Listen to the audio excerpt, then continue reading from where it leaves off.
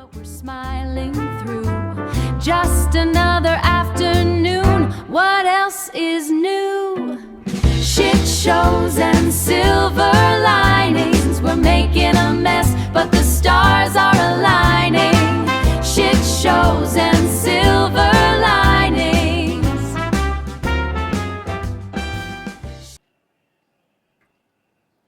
Welcome to Shit Shows and Silver Linings. We are here today to talk about my personal experience with shit shows and silver linings. I'm your host, Marcia, and this is a podcast where we take the absolute unmitigated dumpster fires of our life and sift through the ashes until we find something sparkly. If you're tuning in for the first time, buckle up. If you're a return listener, grab your emotional support beverage of your choice. Chai latte, coffee, Jack Daniels. Today's episode is a bit of a wild one. Okay, so we're going to talk about frequent flyer miles, legal nightmares, and the sheer absurdity of the justice system. The ultimate plot? Pageant grounds. Yes, what a plot twist. You heard me. Okay, so let's start with the shit show, shall we? Because you can't appreciate silver lining without the tarnish. Most people in their 20s or 30s go on a journey of self-discovery, like backpack through Europe, eat, pray, love, find themselves a yoga retreat in Bali. Me? I ended up taking the scenic route, not really by choice, and by the scenic route I mean did a multi-country tour of the penal system. 2 jail stints, 2 different countries, technically been through 3 different states remand. Honestly, I could write a Yelp review for international holding cells. 1 out of 5 stars. The ambience was severely lacking. The lighting did absolutely nothing for my complexion. And the continental breakfast was literally, well, to be honest, actually, the breakfast wasn't too bad in Australia when there was enough fruit. But seriously, navigating 3 different state systems and 2 international jurisdictions changes a person, at least a little bit. You learn a lot about yourself when your primary wardrobe is whatever color the state assigns you. Orange is not the new black. Orange washes out my undertones, okay? Like, seriously, grey is no good either. Although, I've learned to like it. The jail stints were just the appetizer. The main course was the legal battle. This legal battle. A legal battle. The ongoing legal battle. I endured 3, count them, 3 harassment torts over human rights. Because why have a bad year when you can have a systematic, drawn-out violation of your basic dignities over years? Nothing embarrassing about that. Fighting for your human rights is exhausting. It's a full-time job that pays you exclusively in stress, acne, and insomnia. You're sitting in dispositions, reading through hundreds of pages of legal jargon, realizing that the system isn't broken. It was built that way. I know you've all heard it. It's a nightmare. You're just trying to prove that you are a human being. You deserve basic respect, and the opposing counsel is trying to argue that, legally speaking, you don't. There's no real crime. Nobody's got hurt. The truth's been put out there, and the government and a few sad police officers don't like it. So, where do you go from here? Where do I go from here? Jail, apparently. Been locked up, been dragged through the mud. 3 states. I looked at my absolute worst. Oh, in the eyes of humanity, it can be the absolute worst now after jail.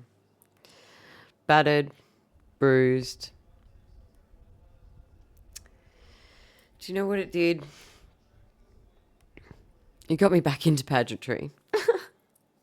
I know. The irony is so thick, you could cut it with a sequin. Imagine going from the cold, hard bench of a holding cell to practicing your pageant wave again. From fighting literal human rights violations to debating whether matte or gloss lips read better under stage lights. People ask me, how did you do it? How do you transition from the darkest parts of the legal system to something so sparkly? I don't really know, but the answer is that's exactly why I did it.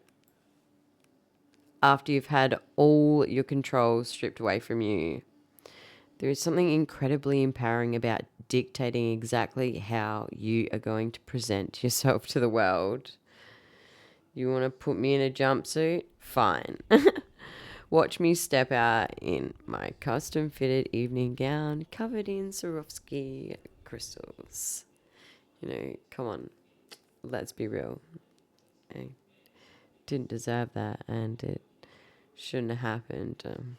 Absolutely surprised that the confidence has got to the point of competing again. And I suppose if it wasn't a leadership orientated platform, I certainly wouldn't have jumped at it. But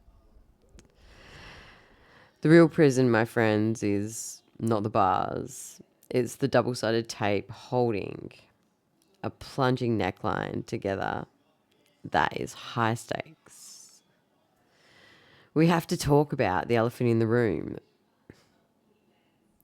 The shit show of such magnitude that had taken its toll. A massive one on myself. There were definitely moments during the legal battles, during the isolation, where I looked into the void, thought, hey, it's pretty quiet down here. You could just give up.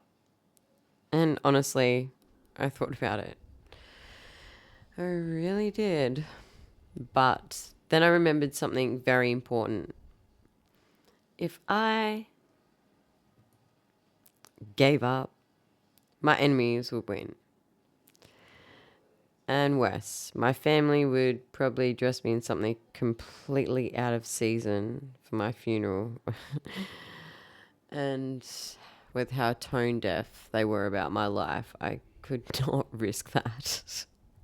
I mean it. Spite is a highly underrated survival tool. Like, highly underrated.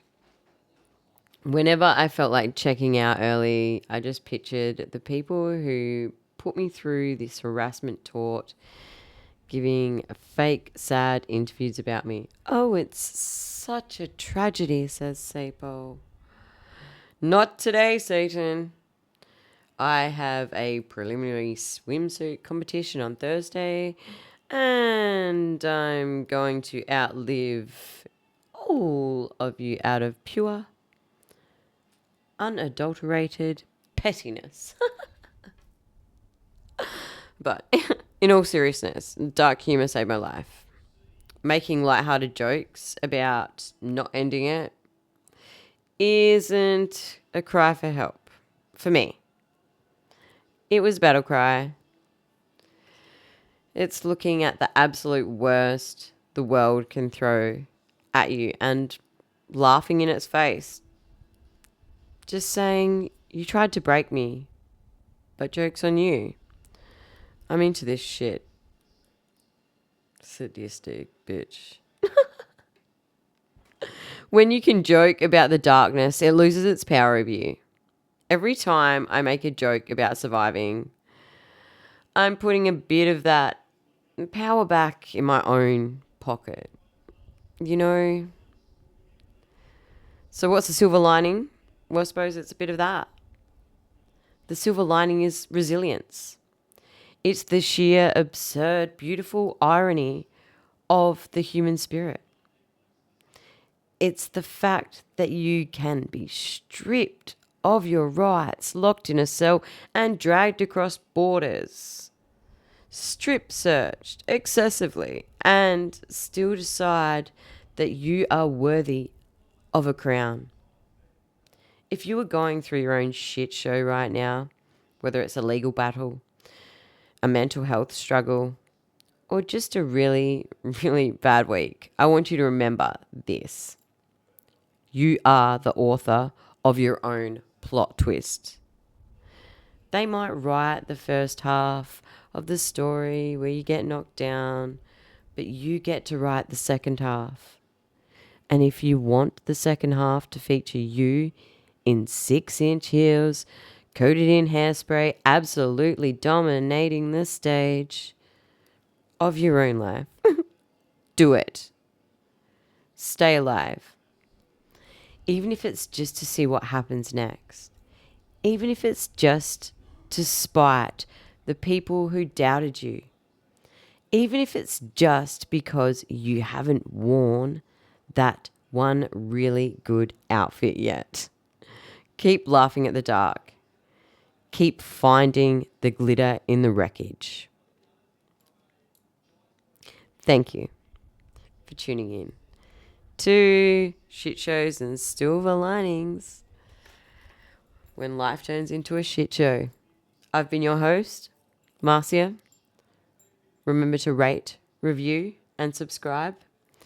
And whatever you do this week, keep your heels and your standards high for human rights, even higher. Catch you on the next one. Bye, guys. Shit shows and silver linings. We're making a mess, but the stars are aligning. Shit shows and